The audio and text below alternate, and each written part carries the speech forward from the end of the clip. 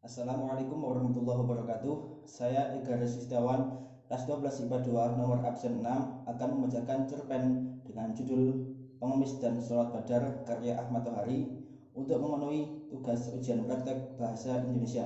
Selamat mendengarkan. Pengemis dan Sholawat Badar. Bus yang aku tumpangi masuk terminal Cirebon ketika matahari hampir mencapai pucuk langit. Terik matahari ditambah dengan panasnya mesin diesel tua memanggang bus itu bersama isinya. Untung bus tak begitu penuh sehingga sesama penumpang tak perlu bersinggungan badan. Namun dari sebelah kiriku bertiup bau keringat melalui udara yang dialirkan dengan kipas koran. Dari belakang terus-menerus mengepul asap rokok dari mulut seseorang lelaki setengah mengantuk. Begitu bus berhenti, puluhan pedagang asongan menyerbu masuk. Bahkan beberapa di antara mereka sudah membajing loncat ketika bus masih berada di mulut terminal. Bus menjadi pasar yang sangat hiruk-pikuk. Celakanya, mesin bus tidak dimatikan dan sopir melompat turun begitu saja. Dan para pedagang asongan itu menawarkan dagangan dengan suara melengking agar bisa mengatasi deru mesin. Mereka menyodorkan dagangan, bila perlu sampai dekat sekali ke mata penumpang. Kemudian mereka mengeluh ketika mendapati tak seorang pun mau berbelanja. Seorang di antara mereka malah mengutuk dengan mengatakan para penumpang adalah manusia-manusia kikir atau manusia-manusia yang tak punya duit. Suasana sungguh gerah, sangat bising, dan para penumpang tak berdaya melawan keadaan yang sangat menyiksa itu. Dalam keadaan seperti itu, harapan para penumpang hanya satu. Hendaknya sopir cepat datang dan bus segera bergerak kembali untuk meneruskan perjalanan ke Jakarta. Namun, laki-laki yang menjadi tumpuan harapan itu kelihatan sibuk dengan kesenangannya sendiri. Sopir itu enak-enak bergurau dengan seorang perempuan penjual buah. Sementara para penumpang lain kelihatan sangat kecewa, gelisah, dan jengkel. Aku mencoba bersikap lain. Perjalanan semacam ini sudah puluhan kali aku alami. Dari pengalaman seperti itu, aku mengerti bahwa ketidaknyamanan dalam perjalanan tak perlu dikeluhkan karena sama sekali tidak mengatasi keadaan. Supaya jiwa dan raga tidak menyiksa, aku selalu mencoba berdamai dengan keadaan. Maka aku baca semua dengan tenang. Sopir yang tak acuh terhadap nasib para penumpang itu, tukang-tukang asongan yang sangat berisik itu, dan lelaki yang setengah mengantuk sambil mengepulkan asap di belakangku itu. Masih banyak hal yang belum sempat aku baca. Ketika seorang lelaki naik ke dalam bus, celana, baju, dan kopiahnya serba hitam. Dia naik dari pintu depan. Begitu naik, lelaki itu mengucapkan salam dengan fasih. Kemudian dari mulutnya mengalir sholawat badar dalam suara yang bening. Dan tangannya menengadah. Lelaki itu mengemis. Aku membaca tentang pengemis ini dengan perasaan yang sangat dalam. Aku dengarkan baik-baik sholawatnya. Ya, persis. Aku pun sering membaca sholawat seperti itu, terutama dalam pengajian-pengajian umum atau rapat-rapat. Sekarang kulihat dan kudengar sendiri, ada lelaki membaca sholawat badar untuk mengemis. Kukira pengemis itu sering mendatangi pengajian-pengajian. Kukira dia sering mendengar ceramah-ceramah tentang kebaikan hidup, baik di dunia maupun di akhirat. Lalu dari pengajian seperti itu, dia hanya mendapat sesuatu untuk membela kehidupannya di dunia. Sesuatu itu adalah sholawat badar yang kini sedang dikumandangkannya sambil menadahkan tangan. Semua ada perasaan tidak setuju. Mengapa hal-hal yang kudus seperti bacaan sholawat itu dipakai untuk mengemis? Tetapi perasaan demikian lenyap ketika pengemis itu sudah berdiri di depanku. Mungkin karena sholawat itu, maka tanganku bergerak merogoh kantong dan memberikan selembar ratusan. Atau karena ada banyak hal dapat dibaca pada wajah si pengemis itu. Di sana aku lihat kebodohan, kepasrahan yang memperkuat penampilan kemiskinan. Wajah-wajah seperti itu sangat kuhafal. karena selalu hadir mewarnai pengajian yang sering diawali dengan sholawat badar. Ya, jejak-jejak pengajian dan ceramah-ceramah tentang kebaikan hidup ada berbekas pada wajah pengemis itu. Lalu mengapa dari pengajian yang sering didatanginya, ia hanya bisa menghafal sholawat badar dan kini menggunakannya untuk mengemis? Kukira ada yang tak beres, ada yang salah.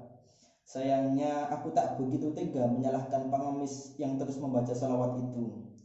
Perhatianku terhadap si pengemis terputus oleh bunyi pintu bus yang dibanting. Kulihat sopir sudah duduk di belakang kemudi. Kondektur melompat masuk dan berteriak kepada sopir. Teriakannya ditelan oleh bunyi mesin diesel yang meraung-raung.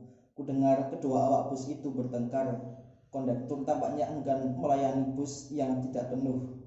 Sementara sopir sudah bosan menunggu tambahan penumpang yang ternyata tak kunjung datang.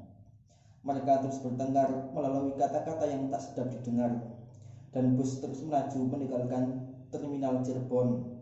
Sopir yang marah menjalankan busnya dengan gila-gilaan. Kondektur diam, tetapi kata-kata kasarnya mendadak tumpah lagi. Kali ini bukan kepada sopir, melainkan kepada pengemis yang jongkok di dekat pintu. Sira, kenapa kamu tidak turun? Mau jadi gembel di Jakarta? Kamu tidak tahu gembel di sana pada dibuang ke laut dijadikan rempon. Pengemis itu diam saja. Turun, Sira beli mikir. Bus cepat seperti ini aku harus turun. Tadi siapa suruh kamu naik? Saya naik sendiri, tapi saya tidak ingin ikut. Saya cuma mau mengemis kok. Coba suruh sopir berhenti, nanti saya akan turun.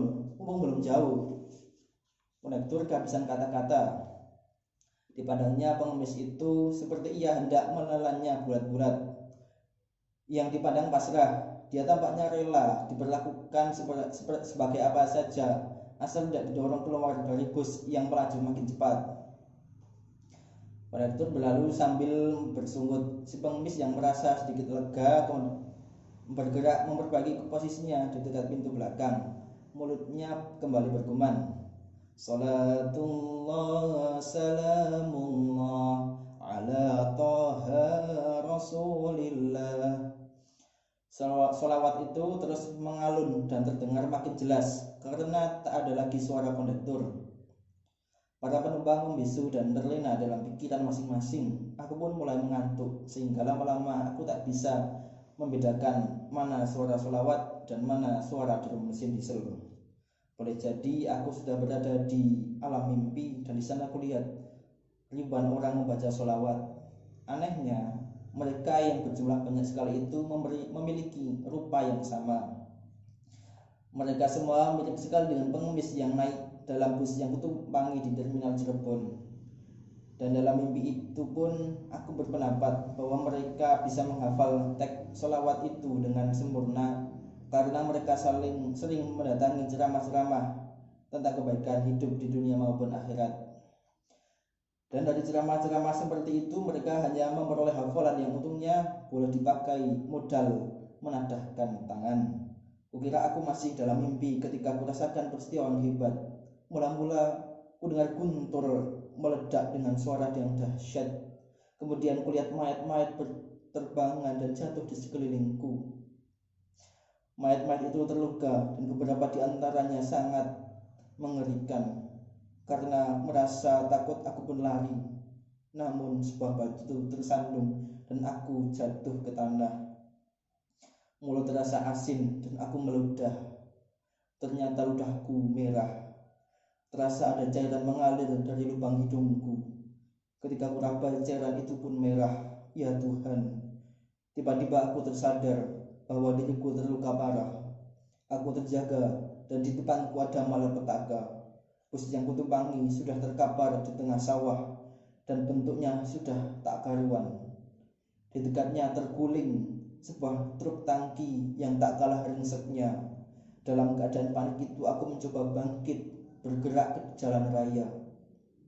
Namun rasa sakit memaksaku duduk kembali. Kulihat banyak kendaraan berhenti. Kudengar orang-orang melintih. Lalu samar-samar kulihat seorang lelaki kusut keluar dari bangkai bus. Badannya tak tergores sedikit pun. Lelaki itu tenang-tenang berjalan kembali ke arah kota Cirebon. Telingaku dengan gamblang mendengar suara lelaki yang terus berjalan dengan tenang ke arah timur itu. Salatullah salamullah ala taha rasulillah. Sekian cerpen pengemis dan sholat badar. Assalamualaikum warahmatullahi wabarakatuh.